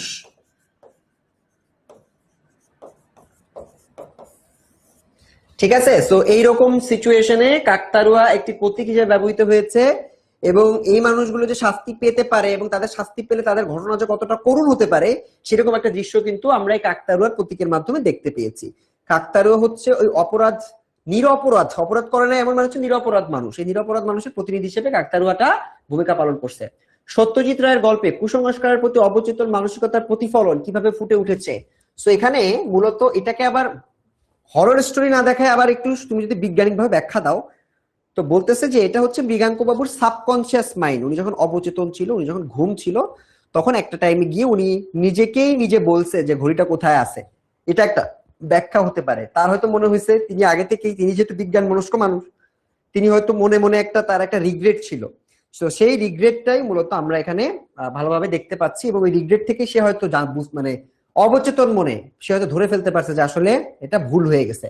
আচ্ছা, কাকতাড়ুয়া গল্পে মালক মোড়ের অবচেতন এবং স্বপ্নের ভূমিকা বিশ্লেষণ করো। এখানে কিন্তু স্বপ্নের ভূমিকা আছে, সে আসলে ঘুমে যদি স্বপ্ন দেখে, ঘুমের মধ্যে কিন্তু আমরা আমাদের সারাদিন আমরা যেটা চিন্তা করি, ওই চিন্তাটাই আমাদের মাথার মধ্যে ঘুরতে থাকে। ঠিক আছে, সেটা আমরা এখানে দেখতে পারি। কুসংস্কারের প্রতি অন্ধবিশ্বাস কিভাবে অভিরামের জীবনে দুর্ভোগ এনেছে তা আলোচনা করো। অন্ধবিশ্বাস মানে হচ্ছে অভিরাম, ওই যে অভিরামকে বাসা থেকে বাইর করে দেয়, তারপর অভিরাম অনেক অনেক দুঃখ কষ্টে দিনকাল কাটায়, এই ঘটনাকে আমরা এখানে কুসংস্কারের অন্ধবিশ্বাস হিসেবে অভিরামের জীবনে যে দুর্ভোগ চলে আসছে সেই দুর্ভোগটাকে আমরা দেখতে পাইছি। গল্পটি পড়ার পর তোমার কুসংস্কার এবং বিজ্ঞান চেতনা নিয়ে মতামত লিখো। গল্পটা পড়ার পর তোমার কিন্তু কয়েকটা জিনিস এখানে শেখার আছে। একটা মনে করো, একটা হচ্ছে কুসংস্কার নিয়ে তুমি জানতে পারছো যে কুসংস্কার বা যে ঝাড়ফুঁক করা হয়, এই ঝাড়ফুঁক এগুলা মূলত কোনো বাস্তবতা নাই। অবশ্যই আছে, আমরা কিছু জিনিসকে আমরা অবশ্যই বাস্তবতা, যেমন আমরা পড়া পানি খাই না, এগুলো তো অবশ্যই আমাদের মনে, দোয়া পড়া পানি, এগুলো তো অবশ্যই কাজ আছে। বাট এই যে ওঝা ডেকে আনা, যারা কিনা হাতুড়ি ডাক্তার, ডাক্তারও না তারা, আসলে তারা ইচ্ছা মতো তাদের সবকিছু করে। তো এরকম ওঝাদেরকে আমরা বাস্তবতার ক্ষেত্রে তারা কিভাবে মানুষকে ম্যানিপুলেট করে, মানুষকে ইনফ্লুয়েন্স করে, মানুষকে দিয়ে বাধ্য করে নিরাপরাধ মানুষকে পানিশমেন্ট দিতে, এটা আমরা এখানে প্রথমটা দেখতে পাই। দ্বিতীয় গল্প আমরা দেখতে পাই যে কেন প্রমাণ ছাড়া কোনো কিছু, কোনো মানুষকে শাস্তি দেওয়া উচিত না, প্রমাণ চাই, প্রমাণ ছাড়া মানুষ কোনো ধরনের খারাপ কাজ করতে পারবে না। তো এটা আমাদেরকে একটু দেখতে হবে প্রমাণের ব্যাপারটা। এবং 3 নাম্বার হচ্ছে বিজ্ঞান মনস্ক চেতনা ছিল না, মানে তারা কেউ বিজ্ঞান নিয়ে চিন্তা করে না। বিজ্ঞান মনস্ক হলে ওঝা তারা বিশ্বাস করতো না। সেখানে বিজ্ঞান মনস্ক মানুষের অভাব ছিল, চিন্তার অভাব ছিল, যে চিন্তার অভাবের কারণে তারা মূলত এরকম বিজ্ঞান চেতনার অভাব বা বিজ্ঞান মনস্কতার অভাবের কারণেই মূলত তারা এই হরর স্টোরিটাকে বিশ্বাস করছে। সেইগুলো মূলত খুবই খুবই ক্রিটিক্যাল ব্যাপার স্যাপার, এই জিনিসগুলো আমরা দেখতে পাইছি। তোমাদের জন্য কি হোমওয়ার্ক দিব? হোমওয়ার্ক তো এখনো পর্যন্ত তোমাদের জন্য দেওয়ার সময় হয় নাই, আর আমরা এই যে এই ঘটনাগুলোর মাধ্যমে মূলত বুঝতে পারলাম যে মৃগাঙ্ক বাবু এক, প্রথমটা হচ্ছে মৃগাঙ্ক বাবু, এবং মৃগাঙ্ক বাবুর সাথে থাকা তোমার হচ্ছে অভিরাম, অভিরাম এবং সুধীর, এই 3টা ক্যারেক্টারের মাধ্যমে আমরা একটা চমৎকার ঘটনা পেলাম। যে ঘটনার মূল ভাবটা হচ্ছে মানুষকে বিশ্বাস করতে হবে। যে বিশ্বস্ত, 20 বছর চাকরি করছে, এইরকম একটা মানুষকে অবিশ্বাস করতেছে ওঝার কারণে, তাহলে কুসংস্কার কত বড় সিগনিফিকেন্ট, এটাকে বুঝতেছো? এমন না যে তুমি চিনো না আমাকে, তুমি আমাকে অবিশ্বাস করলা, এত সহজ না। কিন্তু যাকে তুমি এত বছর ধরে চিনছো তাকেও অবিশ্বাস করতেছো শুধুমাত্র কুসংস্কারের কারণে, তার মানে এটা প্রভাব অনেক বেশি। এই জিনিসটাই কিন্তু এই গল্পের একটা মূল ঘটনা ছিল, যে ঘটনাটা আমরা পড়ে ফেলছি। এবং আশা করতেছি এই এলাকা থেকে বা এই গল্পটা থেকে যত যত প্রশ্ন আসবে, প্রশ্নের উত্তরগুলো তোমরা ভালোভাবে করতে পারবে। আজকের গল্পটা আমি বেশ, যে ছোট একটা গল্প, এবং যেহেতু আমাদের এমসিকিউ আসে না, এজন্য আমাদের এমসিকিউ প্র্যাকটিস করতে হয় নাই, এজন্য আমাদের ক্লাসটা আমরা তাড়াতাড়ি শেষ করতে পারছি। আচ্ছা, এবার তোমাদেরকে কিছু সাজেশন দেই, এই গল্প থেকে কোথা থেকে প্রশ্ন আসবে। এগুলা মনে করো হোমওয়ার্ক না, এটা হচ্ছে সাজেশন। আমরা যেগুলা তোমার বেশি গুরুত্বপূর্ণ ওগুলাই সাজেশন হিসেবে দিয়ে দেই। এক হচ্ছে গল্পের অভিরামের চিত্রটি একটি প্রতিবেদন লিখতে হবে, বা গল্পের অভিরামের চরিত্রটা কি, অভিরামের চরিত্র সম্পর্কে একদম তোমার মাথা পুরা দিয়ে দিতে হবে, এর মধ্যে এটা 5 স্টার। অভিরামের প্রতি সমাজ এবং মৃগাঙ্ক বাবুর আচরণ, সমাজের আচরণ কি, সমাজ হচ্ছে চাকরদেরকে কিভাবে দেখে, এটা তোমাকে একটু পড়তে হবে। এবং মৃগাঙ্ক বাবু আচরণ কিভাবে ছিল, মৃগাঙ্ক বাবু তাকে একটা শার্ট গিফট করছিল, মনে আছে? এই যে গরিবের প্রতি সমাজের একটা দৃষ্টিভঙ্গি, মানে তার বাবার একটা দৃষ্টিভঙ্গি, তার একটা দৃষ্টিভঙ্গি, দুইটা দৃষ্টিভঙ্গি কিন্তু আলাদা ছিল, এটা তোমরা একটু পড়বা। কুসংস্কারের ক্ষতিকর দিক তোমাকে জানতে হবে, যে মানুষের জীবন মৃত্যু চলে আসে এখানে, এটা তোমরা এখানে সুন্দর করে লিখবা, জীবন মৃত্যুর সন্ধিক্ষণে মানুষজন পড়ে যায়। উদাহরণ হিসেবে গল্পের ঘটনাগুলো ব্যবহার করে 10-12 বাক্যে আলোচনা করবো। তার মানে এটা হচ্ছে গল্পের যে মূল ভাবটা, এটা একটু 10-12 লাইনে লেখার প্র্যাকটিস করবা, তাইলে মোরলেস তোমাদের প্রিপারেশনটা ভালো হয়ে যাবে। বুঝতে পারছি? তো আমাদের আজকের ক্লাসটা এই পর্যন্তই। সবাইকে অনেক অনেক ধন্যবাদ আজকের ক্লাসটা মন দিয়ে করার জন্য।